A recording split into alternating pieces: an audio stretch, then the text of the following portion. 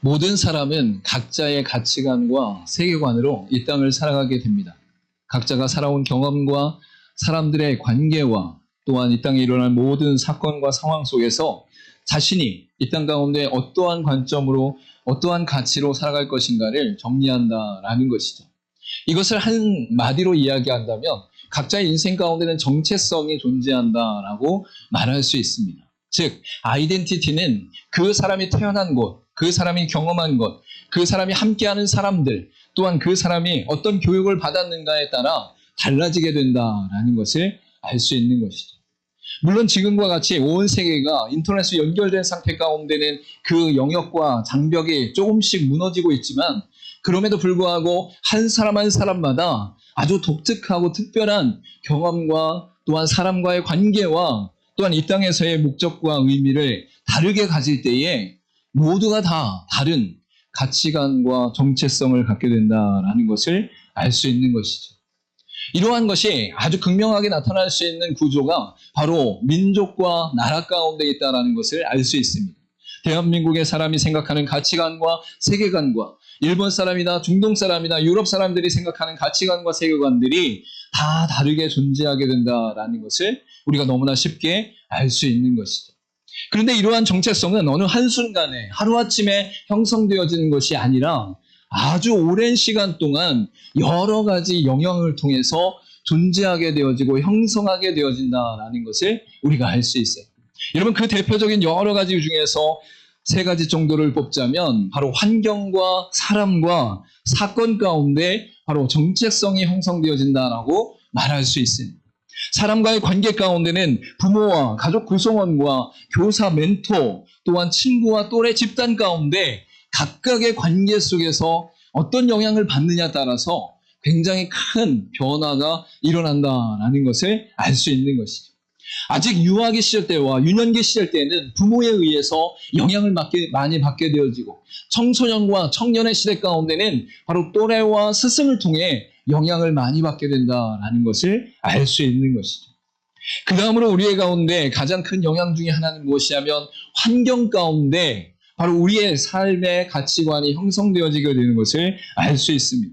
그 사람이 얼마나 다양한 문화와 또한 교육받는 과정들과 또한 어떠한 사회 가운데 경제 환경 속에서 살아가고 있느냐에 따라서 실제적으로 그 삶의 가치관이 다르게 형성되어지고 무엇이 중요한가 또한 어떠한 것을 선택할 것인가를 다르게 선택하는 모습이 나타나게 된다라는 것이죠.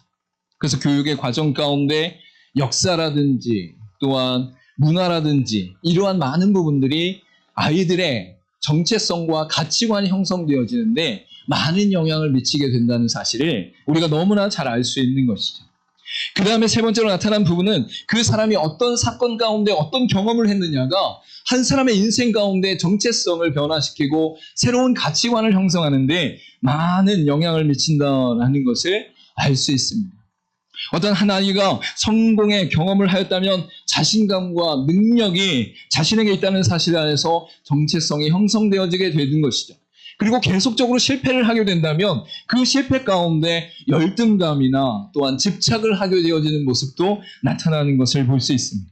그리고 상실감이 일어나는 사건 속에서는 내가 정말로 사랑하고 아끼던 자들이나 아끼던 동물들이 죽음을 맞이할 때 인생이 무엇인가, 죽음이 무엇인가라는 그 삶의 의미에 대해서 깊이 있게 생각하는 경우들도 나타나게 되는 것을 볼 수 있는 것이죠.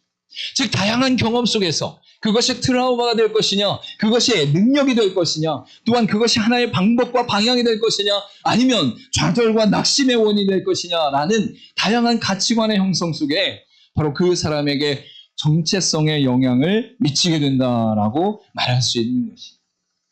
우리는 모두 이러한 환경과 상황과 또한 문화와 또한 사람과 그 태생 가운데 나타난 많은 영향들이 우리에게 존재한다는 것을 알 수 있는 것이죠.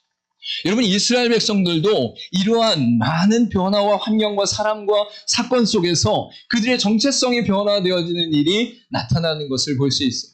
너무나 잘 아는 것처럼 애굽 땅 가운데 노예로 있을 때에 430년 동안 노예의 존재 가운데 그들의 삶이 이어지다 보니까 그들의 심령 가운데는, 그들의 뼛속 가운데는 자신들이 노예다라는 생각을 놓치지 않고 살아가는 모습이 나타나는 것을 볼 수 있어요. 물론 그들의 인생이 처음부터 그랬던 것은 아닙니다. 왜냐하면 요셉을 통해서 애굽 땅의 총리가 되어졌고 그 총리로 말미암아 고센 땅에 아버지를 비롯한 모든 친척 70명으로 시작하여서 그들의 인생 가운데는 부유한 인생, 존중받는 인생임을 알 수 있었던 것이죠. 여러분, 그런데 요셉이 죽고 나자 새로운 왕조가 세워졌을 때 그 요셉의 존재를 잊어버리고 이 히브리 민족이 점점 강성하게 되어지자 애굽, 즉 이집트에서는 바로 이 히브리 민족에 대하여 억압하고 공격하고 노예 삼는 일들이 일상적으로 일어나게 되면서 바로 노예의 삶이 계속적으로 이어졌다라는 것이죠. 여러분, 그래서 모세와 아론을 통해서 이집트에서 구함을 얻을 때에 그들의 상태는, 그들의 정체성은, 그들의 존재와 가치는 바로 노예로서 존재하는 상태였다라는 것을 우리가 분명히 알 수 있는 것이죠. 여러분, 노예로서 존재하는 것은 그 안에 습성이 있을 때에 실제적으로 그것이 변화되어지기가 굉장히 힘든다는 사실을 알 수 있습니다. 여러분, 대표적으로 미국의 남북전쟁이 일어났을 때에 노예 해방이 일어났음에도 불구하고 노예로서 해방된 상태 가운데 자신이 주체적으로 무엇인가를 할 수 없던 그 상황 속에서 많은 흑인 노예들이 다시금 백인들에게 들어가서 그의 소유로, 그의 하인으로 활동하고 있었다는 것을 알 수 있는 것이죠. 당장 그 노예의 근성 가운데, 그 노예의 상태 가운데, 그 노예의 가치 가운데 그것을 스스로 깨뜨리고 변화시킬 수 있는 능력이 없었다라는 사실을 우리가 역사적으로도 발견할 수 있다라는 것이죠. 여러분, 그런데 이 출애굽 과정 가운데 바로 노예 근성 안에 있었던 이스라엘 백성들에게 하나님께서는 전적으로 그의 능력과 은혜 가운데 10가지의 재앙과 마지막에 유월절 사건, 그리고 홍해를 건너는 놀라운 기적과 이적, 그리고 2달여의 기간 동안 걸어온 그 모든 광야의 여정 속에서 하나님의 기적과 이적을 보게 되어지면서 점점 그들의 가치관과 세계관이 변화되어지는 역사가 일어나는 것을 볼 수 있습니다. 여러분, 우리도 구원받을 때에 우리의 능력과 의로 구원받은 사람은 단 한 사람도 없어요. 이미 하나님께서 인간이 타락한 그 순간부터 구약의 모든 성경의 내용을 통하여 메시아의 오심과 구원자의 오심을 말씀하신과 동시에 바로 예수 그리스도께서 이 땅 가운데 오셔서 십자가에 달려 죽으심으로 말미암아 모든 질고와 아픔을 감당하실 때에 우리가 그를 믿음으로 말미암아 구원받는 역사가 일어난 것을 알 수 있는 것이죠. 이스라엘 백성들이 2달여의 시간들을 광야 가운데 보내고 이제 출애굽기 19장 가운데 시내산에 도착하는 사건이 일어나는 것을 볼 수 있습니다. 그리고 20장부터는 하나님의 율법과 규례와 말씀이 선포되어지고 19장 가운데는 바로 시내산 언약을 통하여 이스라엘 백성들과 바로 하나님께서 언약을 맺으시는 사건이 나타나는 것을 볼 수 있죠. 여러분, 이전 가운데는 아브라함, 이삭, 야곱 12아들과 언약을 맺었다면 이제 민족이 하나님 앞에 언약을 맺는 역사가 일어났다라고 분명히 말씀하고 있는 것이죠. 여러분, 이제 이스라엘 백성들은 더 이상 노예가 아니에요. 이스라엘 백성들은 더 이상 애굽 사람의 하인으로서 노예로 사는 인생이 아니에요. 이제 그들은 이집트에서 나와서, 애굽에서 나와서 독자적으로 하나님의 거룩한 백성으로 세워진 가나안 땅을 향해 그 민족의 정체성도 변화될 시점 가운데 있는 것이죠. 여러분, 근데 우리도 너무나 잘 아는 것처럼 우리의 습관이 쉽게 변합니까? 우리의 가치가 쉽게 변합니까? 우리의 생각이 쉽게 변합니까? 우리의 고정관념이 쉽게 변합니까? 변하지 않죠.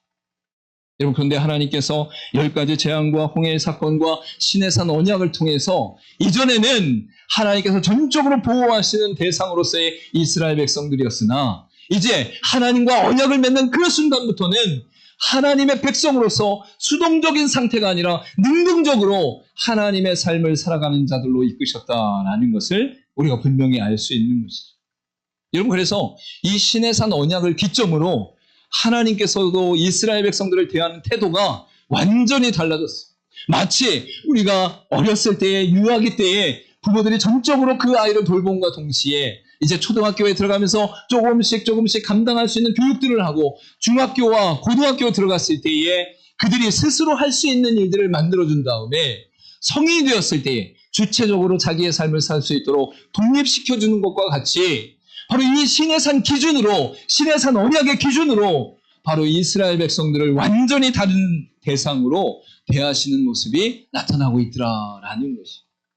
여러분, 그래서 이전 가운데는, 즉 언약을 맺기 이전 가운데는 무조건적으로 하나님이 해결해 주시고 보호하시고 역사하시면서 이스라엘 백성들이 아무것도 하지 않아도 하나님께서 일하시는 삶으로 나타나는 것을 볼 수 있어요. 여러분, 10가지 재앙을 할 때에 이스라엘 백성들이 무언가 한 것이 있습니까? 여러분, 6월절 사건 속에 이스라엘 백성들이 무엇인가 한 것이 있습니까? 여러분, 홍해를 건널 때에 이스라엘 백성들 스스로 무엇인가 능력이 나타나는 것이 있습니까? 없습니다. 그리고 광야 2달 동안 이스라엘 백성들이 원망하고 불평하더라도 하나님께서 모두 다 받아주시고 그 모든 문제에 대해서 해결해 주시는 역사가 나타나는 것을 볼 수 있는 것이죠. 여러분, 그런데 이 시내산 언약을 맺고 나자 하나님께서는 이스라엘 백성들을 향하여 너희도 거룩할지어다, 너희도 말씀 가운데 거할지어다, 너희도 하나님의 언약을 지킬지어다라고 요청하면서 바로 수동적인 상태가 아니라 능동적으로 하나님의 백성으로 세워져 가는 역사가 일어나는 것을 볼 수 있는 것이죠. 여러분, 이때부터 실제적인 이스라엘 민족의 정체성이 바뀌기 시작해요. 이전까지는 계속적으로 공급받고 인도함받고 보호받고 자신의 문제들도 자신이 해결하는 것이 아니라 하나님께서 해결하시는 이러한 상태 가운데 있다가 이제 언약을 맺은 그 순간부터는 그 모든 삶의 기준이 하나님의 말씀과 계시 가운데 하나님의 명령하신 것을 지켜 행하고 또한 하나님 앞에 온전히 나아가는 믿음의 삶으로 나타나게 되었다라는 것이죠. 그래서 이전 가운데는 구원을 베푸시는 하나님이었다면 이젠 그 구원뿐만 아니라 언약을 세우시는 하나님으로 나타나고, 이전 가운데는 돌보시는 보호자로서의 역할만 나타나시다가 이제는 거룩함을 요구하시는 왕의 모습이 하나님께 나타나고, 이전까지는 백성의 연약함으로 말미암아 인내하시고 참으시고 그들 가운데 필요를 채우시는데 이제는 그들 가운데 순종을 요구하시면서 변화되기를 요구하시는 모습이 나타나고, 이전 가운데는 하나님의 일방적인 행동으로 일방적인 보호로 나타났다면 이제는 이스라엘 백성들과 하나님과 상호적인 연합관계 가운데 행동하기를 요청하고 계신다라는 것이죠. 여러분, 우리가 이 땅을 살아가면서 예수 믿을 때에 그 구원의 기쁨과 감격 안에서 구원받는 것은 하나님의 전적인 은혜. 여러분, 그런데 예수를 믿고 나서 예수를 통하여 하나님과 언약의 관계, 하나님의 백성된 관계로 이 땅 가운데 살아가면 그때부터 우리의 삶 가운데는 그 구원의 기쁨과 하나님의 자녀된 권세와 천국 백성의 소망을 마음 가운데 충만히 누림과 동시에 하나님 앞에서 어떻게 살 것인가, 하나님의 말씀을 어떻게 지킬 것인가, 하나님의 뜻과 마음은 어떠한가를 살피는 것이 바로 믿음의 백성들에게 나타나는 현상이다라는 것을 우리가 분명히 알 수 있는 것이죠. 여러분, 하나님께서는 언약을 세우심으로 우리를 자녀 삼으시고 영광 가운데 이끄시고 영원한 생명을 주셨다는 사실을 믿으시길 간절히 소망합니다. 하나님의 언약을 신실하게 지키시고 행하심으로 말미암아 또한 우리 가운데 그 모든 것을 이루심으로 말미암아 우리가 그리스도 안에서 구원받는 역사가 일어났다라는 것을 분명히 선포하고 있는 것이죠. 여러분, 그런데 그 구원받은 백성들이 이제 내가 구원받았으니 아무렇게나 살겠다, 이제 하나님이 책임져 주신 나는 아무것도 안 하겠다 라는 상태로 있는 것이 아니라 도리어 하나님의 영광과 구원과 기쁨 가운데 나도 하나님의 사람으로 이 땅을 살아가겠다, 하나님의 뜻 가운데 거하겠다, 하나님께서 나를 인도하시는 거요 내가 적극적으로 순종하며 살겠다 라고 고백하는 것이 바로 영광의 정체성 가운데 나타나는 하나님의 백성들의 모습이다라고 분명히 말씀하고 있는 것이죠. 여러분께서 오늘 본문의 말씀 가운데도 읽지 않았지만 그 바로 앞절에 뭐라고 말씀하고 있느냐, 출애굽기 19장 4절 말씀 가운데 내가 애굽 사람에게 어떻게 행하였음과 내가 어떻게 독수리 날개로 너를 업어 내게로 인도하였음을 너희가 보았느니라 라고 분명히 말씀하는 것을 볼 수 있어요. 오늘 본문의 말씀 가운데 5절과 6절의 말씀이 있기 전에 하나님께서 4절에서 말씀하시고 강조하는 것이 무엇입니까? 내가 너희를 애굽 땅에서 건져내었다, 내가 너희를 6월절 그 핏부림의 역사 가운데 죽음이 넘어가도록 하였다, 내가 너희를 홍해로 건너가게 하였다, 내가 너희를 광야의 모든 여정 가운데 독수리가 그 새끼를 품에 안은 것과 같이 너희를 보살피고 보호하고 인도하였다, 이걸 강조하는 거예요. 여러분이 태어나기도 전에, 여러분이 죄를 알기도 전에, 여러분이 영원한 죽음과 사망 앞에서 진노와 멸망 가운데 있다는 사실을 알기도 전에 이미 어떤 일이 일어났어요? 예수 그리스도의 십자가의 죽으심과 부활하심이 일어났어요. 여러분, 그 사랑은 우리 가운데 이미 모든 영역 속에서 주장하시고 역사하시는 하나님의 주권 가운데 우리 안에 베푸신 하나님의 은혜인 것을 분명히 깨달아 알 수 있는 것이죠. 일반 은총 가운데 이 세상의 모든 사람이 누리는 은혜도 누림과 동시에 예수 그리스도를 믿는 자들에게는 특별 은총 가운데 예수를 통하여 영생을 얻는 역사가 일어났다라는 거예요. 여러분, 그리고 나서 하나님께서 그 관계적인 삶 가운데 순종하며 살아갈 수 있도록 오늘 본문의 말씀 가운데 앞부분에 이렇게 말씀하고 있어요. 세계가 다 내게 속하였나니 너희가 내 말을 잘 듣고 내 언약을 지키면 이라고 분명히 말씀하고 있는 것이죠. 여러분, 4절 말씀 가운데 분명히 뭐라고 말씀하고 있습니까? 하나님께서 예굽 땅 가운데 어떻게 행하였음을 너희가 아느냐. 하나님께서 독수리의 날개친과 같이 광야의 모든 여정 가운데 너희를 보호한 것을 기억하지 못하느냐. 너희가 보았지 않느냐. 구름기둥과 불기둥으로 홍해를 건너게 하고 이적과 기적과 만나와 메추라기 먹게 하는 놀라운 하나님의 보호하심과 역사하심을 너희가 보이지 않았느냐. 그리고 말씀하시는 게 뭐예요? 이 세계가 다 내게 속했으니 내 말을 듣고 내 언약을 지키면.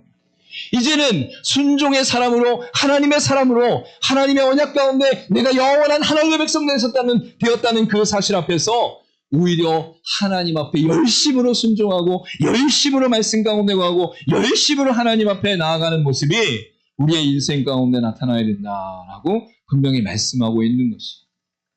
여러분, 그래서 몇 가지 우리의 인생 가운데 정체성의 변화는 이렇게 나타납니다.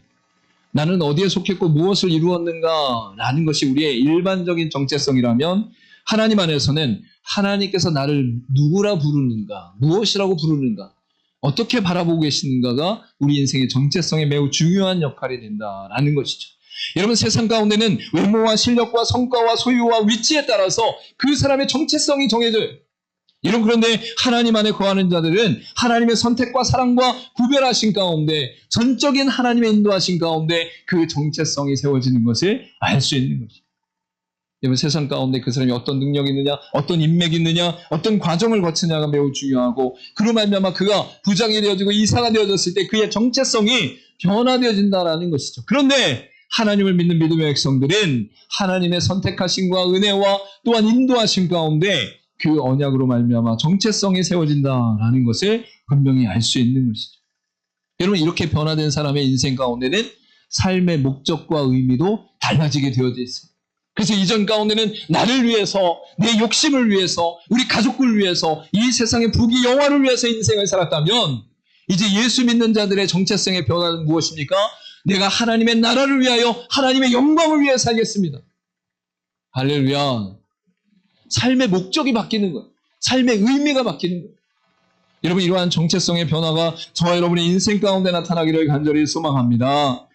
이 세상의 모든 사람들이 각각의 정체성 가운데 자신의 가치와 세계 가운데 삶을 살아가고 있다라고 얘기할 때에 모든 믿는 자들의 인생 가운데도 공통적으로 하나님께서 언약을 맺으시고 언약을 성취하시고 그 언약에 안에서 영원한 하나님의 백성된 은혜를 누리게 하신 그 권세 가운데 새로운 정체성, 새로운 가치관이 우리의 삶의 중심에 있게 된다라고 분명히 말씀하고 있는 것이죠.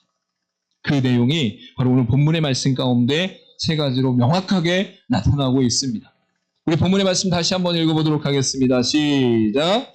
세계가 다 내게 속하였나니 너희가 내 말을 잘 듣고 내 언약을 지키면 너희는 모든 민족 중에서 내 소유가 되겠고 너희가 내게 대하여 제사장 나라가 되며 거룩한 백성이 되리라. 너는 이 말을 이스라엘 자손에게 전할지니라. 아멘. 구약 성경 가운데 하나님의 선택과 주권 안에서 이스라엘 백성들이 하나님의 백성이다라고 한다면 신약 가운데는 이제 언약의 성취 가운데 예수 그리스도를 믿는 자들이 하나님의 백성이다라고 분명히 선포하고 있어요. 그러니까 출애굽기 19장 5절과 6절의 말씀 가운데 선포된 이 말씀은 육적 이스라엘 가운데 멈춰져 있는 것이 아니라 영적 이스라엘은 모든 열방 가운데 믿는 자들에게 적용되어지는 말씀이다라는 것을 알 수 있는 것이죠. 그래서 5절과 6절 가운데 나타난 정체성 세 가지가 우리의 정체성이 될 수 있기를 간절히 소망합니다. 세상 사람들과는 다른 믿는 자로서 하나님의 백성으로서 영광의 소망을 구하는 자로서 우리의 정체성으로 세워질 수 있기를 간절히 소망합니다.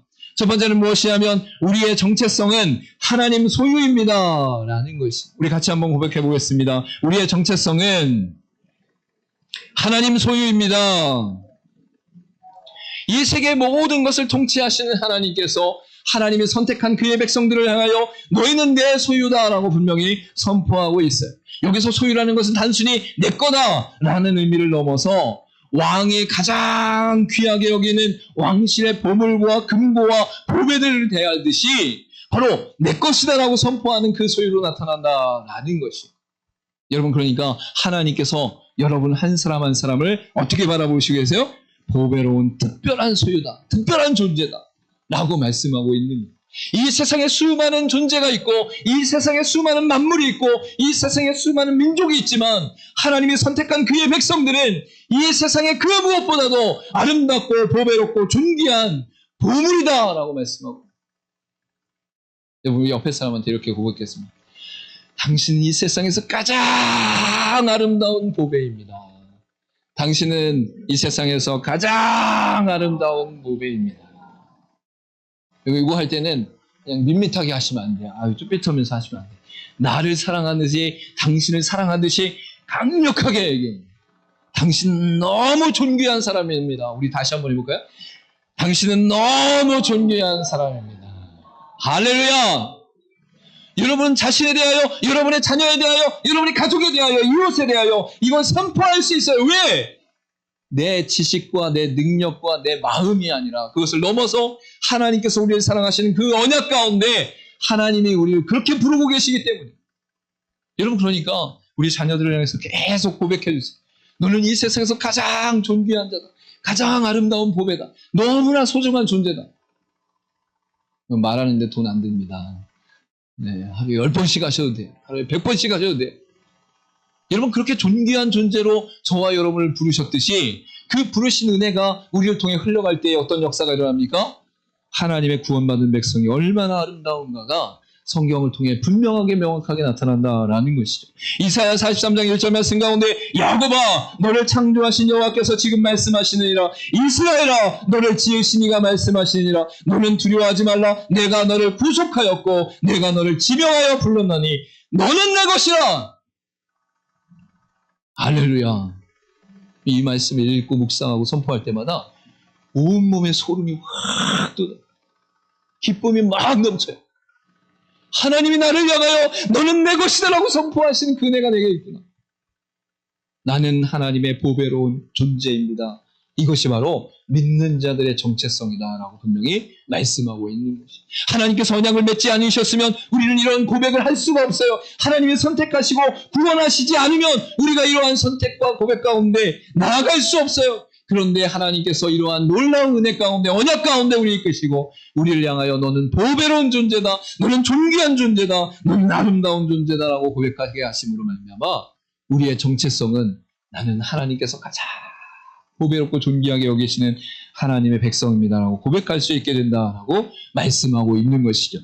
두 번째로 나타나는 정체성은 우리의 정체성은 제사장 나라입니다 라고 고백하는 것입니다. 우리 같이 한번 고백하겠습니다. 시작. 우리의 정체성은 제사장 나라입니다. 여기서 제사장 나라는 것은 바로 하나님 앞에서 제사의 직무를 감당할 때에 예배를 드리고 말씀을 선포하고 또한 죄를 대신 전달하며 전가하는 역할을 감당하는 그 제사장의 위치를 말씀하고 있는 것이죠. 즉 모든 만물과 모든 생명 가운데 하나님께서 믿는 자들을 통해서 역사하시는 은혜는 바로 믿는 자들은 바로 제사장이다라고 선포하신 하나님의 은혜가 우리 가운데 있다라는 것. 예수 그리스도께서 대제사장 되시고 우리는 제사장 되어져서 하나님과 세상을 잇는 다리와 브릿지의 역할을 감당하는 존재다라는 것을 분명히 말씀하고 있는 것이죠. 여러분, 그래서 제사장이라는 것은 바로 우리가 하나님을 대신해 이 땅 가운데 대사로서 세상과 하나님의 나라를 연결하는 놀라운 통로로서 역할을 감당하게 된다라는 것을 말씀하고 있는 것이에요. 여러분, 이스라엘 전체 가운데 하나님 부르신 구원의 역사가 있었어요. 그런데 제사장들에게는 더욱더 놀라운 하나님의 사명이 있었는데, 그것은 바로 이스라엘 백성들이 범죄했을 때에 하나님 앞에서 그 죄를 씻도록 예배하며 제사하는 역할을 감당하고 있더라라는 것이에요. 여러분, 이사야 61장 6절 가운데 이스라엘에 대해서 이렇게 말씀하고 있어요. 오직 너희는 여호와의 제사장이라 일컬음을 받을 것이라. 사람들이 너희를 우리 하나님의 봉사자라 할 것이며, 너희가 이방 나라들의 재물을 먹으며 그들의 영광을 얻어 자랑할 것이니라 라고 말씀하고 있는 것이죠. 여기서 말하는 여호와의 제사장의 1차적인 대상은 바로 이스라엘 백성이 하나님께서 아브라함과 이삭과 야곱을 통하여 12지파를 통하여 민족을 형성하시고, 그 민족을 통하여 단순히 이스라엘 민족을 위대하게 만드는 게 목적이 아니라 하나님의 구원을 이 땅 가운데 드러내시는 목적으로 이스라엘을 사용하고 있기 때문인 것이죠. 그러니까 이스라엘이 구약 성경 전체 가운데 하나님께 쓰임을 받으니까 신약의 그리스도를 통하여 놀라운 변화는 모든 열방 가운데 하나님의 자녀된 권세를 얻게 하시는 통로의 역할로 이끄셨다라고 분명히 말씀하고 있는 것이죠.